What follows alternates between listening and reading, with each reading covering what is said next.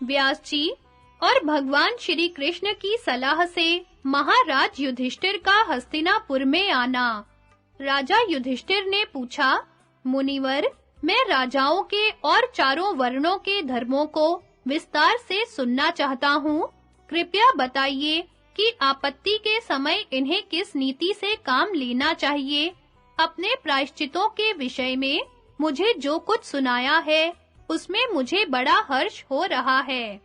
व्यास जी बोले, युधिष्ठिर, यदि तुम धर्म का पूरा रहस्य सुनना चाहते हो, तो कुरु वृद्ध पितामह भीष्म के पास जाओ।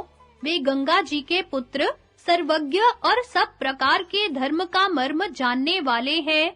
इसलिए धर्म के विषय में तुम्हारे मन में जितनी शंकाएं हो, उन सभी का वे समाधान कर देंगे। जिस धर्म शास्त्र को शुक्राचार्य और देवगुरु बृहस्पति जी जानते हैं, उसी को कुरुश्रेष्ठ भीष्म जी ने शुक्राचार्य और चैवन जी से पूरे विवरण के साथ प्राप्त किया है। उन्होंने ब्रह्मचर्य व्रत की दीक्षा लेकर वशिष्ठ जी से अंगोपांग सहित वेदों का अध्ययन किया है। ब्रह्मा जी के ज्येष्ठ पुत्र परम तेजस्वी सनत कुमार जी से अध्यात्म विद्या पाई है। मार्कंडेय जी से पूर्णतया यति धर्म सीखा है तथा परशुराम जी और इंद्र से अस्त्र विद्या पाई है। मनुष्यों में उत्पन्न होकर भी मृत्यु को उन्होंने इच्छा के अधीन किया है। पवित्र चरित्र ब्रह्म ऋषि गण उनके सभासद थे। जब कभी ज्ञान यज्ञ होते थे, तो उनमें ऐसी कोई बात नहीं होती थी जिसे वे न जानते हों। वे धर्म और अर्थ का सूक्ष्म तत्व जानते हैं। वे ही तुम्हें धर्म का उपदेश करेंगे। अब कुछ ही समय में वे प्राण छोड़ने वाले हैं, अतः तुम उनके प्राण परित्याग के पहले ही उनके पास पहुंच जाओ। युधिष्ठिर बोले, भगवन, मैंने तो अपने बंधु बांधवों का बड़ा भीषण और रोमांचकारी संहार किया है। मैं सभी लोकों का अपराधी और पृथ्वी का सत्यानाश करने वाला हूँ। यही नहीं, वे सदा ही निष्कपट भाव से युद्ध करते रहे हैं, किंतु मैंने छल से उनका संहार कराया है। ऐसी स्थिति में मैं किस प्रकार उन्हें अपना मुंह दिखा सकता हूँ? वैशंपायन जी कहते हैं, राजा युधिष्ठिर की यह बात सुनने पर यदुश्रेष्ठ श्री कृष्ण ने चारों वर्णों के हित की कामना से उनसे कहा, नृपश्रेष्ठ, अब आप शोक को ही ना पकड़े रहें। भगवान व्यास जी जैसा कह रहे हैं, वैसा ही करें। ये अतुलित तेजस्वी और आपके गुरु के समान है।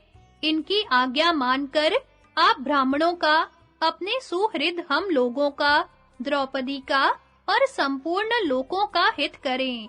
श्री कृष्ण के इस प्रकार कहने पर महामना महाराज युधिष्ठिर सब लोकों के हित के लिए अपने आसन से उठे।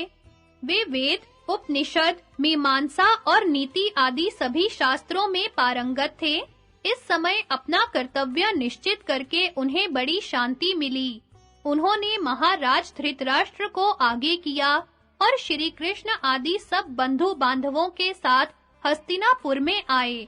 नगर में प्रवेश करते समय उन्होंने देवताओं का तथा हजारों ब्राह्मणों का पूजन किया। वे सफेद रंग के 16 बैलों से जुते हुए एक नवीन रथ में सवार हुए। वह रथ ऊनी वस्त्र और चमड़े से मढ़ा हुआ था तथा श्वेत वर्ण का था। उस समय महापराक्रमी कुंती नंदन भीम ने बैलों की बागडोर संभाली। अर्जुन ने कांतिमान श्वेत छत्र लिया तथा माद्री नंदन नकुल और सहदेव चंवर और पंखा डुलाने लगे। इस प्रकार जब पांचों भाई सज धज के रथ पर सवार हुए, तो ऐसे मालूम होते ये मानो पांचों भूत ही मूर्तिमान होकर इकट्ठे हो गए हों। महाराज युधिष्ठिर के पीछे एक रथ पर युयुत्सु चला। इन कौरव और पांडवों के बाद शैव्य और सुग्रीव नाम के घोड़ों से जुते हुए एक सुवर्णमय रथ पर चढ़कर सात्यकी के सहित भगवान श्री कृष्ण चल रहे थे। धर्मराज के आगे एक पालकी में उनके ज्येष्ठ पितृव्य महाराज धृतराष्ट्र गांधारी के साथ जा रहे थे। इन सबके पीछे कुंती और द्रौपदी आदि कुरुकुल की स्त्रियां अपनी-अपनी योग्यता के अनुसार सवारियों पर चढ़कर चल रही थी। इनकी देखभाल में विदुर जी थे, वे इनके पीछे चल रहे थे। उनके पीछे सब प्रकार के साज-बाज से सुसज्जित अनेकों रथ, हाथी, घुड़सवार और पैदलों की पलटन थी। इस प्रकार सूत, मागध और वैतालिकों से स्तुति सुनते हुए महाराज युधिष्ठिर ने नगर में प्रवेश किया। उनकी यह सवारी संसार में अनुपम थी। जिस समय हस्तिनापुर में धर्मराज की सवारी निकली, वहां के नागरिकों ने सारे नगर और राजमार्गों को खूब सजाया था। सड़कों पर सफेद रंग के फूल बिखरे हुए थे। अनेकों ध्वजा पताकाएं लगाई गई थी तथा उन्हें अच्छी तरह से साफ करके धूप से सुगंधित किया गया था। राजमहल को सुगंधित द्रव्यों के चूरे से, तरह-तरह के पुष्पों से और पुष्पों की बंधनवारों से छा दिया गया था। नगर के द्वार पर जल से भरे हुए नवीन कलश रखे गए थे तथा जहां-तहां श्वेत वर्ण के फूलों के गुच्छे लगाए पड़े थे। सब ओर से सुमनोहर स्तुति वाक्य सुनाई पड़ रहे थे। इस प्रकार अपने सुहृदों के साथ महाराज युधिष्ठिर ने खूब सजे-धजे हस्तिनापुर में प्रवेश किया। पांडवों के पुर प्रवेश के समय सहस्त्रों पुरवासी उन्हें देखने के लिए इकट्ठे हो गए। उस समय अनेकों पुर नारियां पांचों भाइयों की प्रशंसा कर रही थी। वे लज्जावश धीरे-धीरे कहने लगीं, पांचाल कुमारी, तुम धन्य हो जो तुम्हें इन पुरुष श्रेष्ठों की सेवा का सुअवसर प्राप्त हुआ है। तुम्हारे सभी पुण्य कर्म और व्रत सफल हुए हैं। उनके ऐसे प्रशंसा वाक्यों से और आपस के प्रेमालाप से उस समय सारा नगर गूंज रहा था।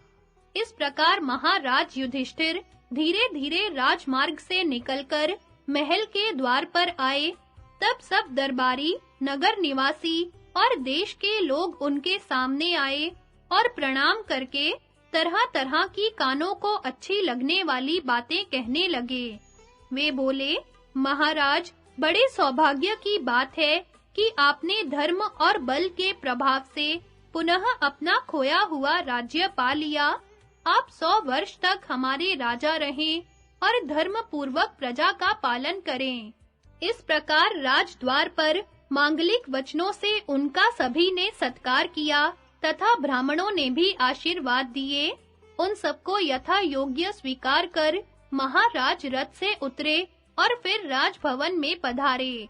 महल के भीतरी भाग में जाकर उन्होंने कुल देवताओं का दर्शन किया और रत्न, चंदन तथा माला आदि से उनकी पूजा की।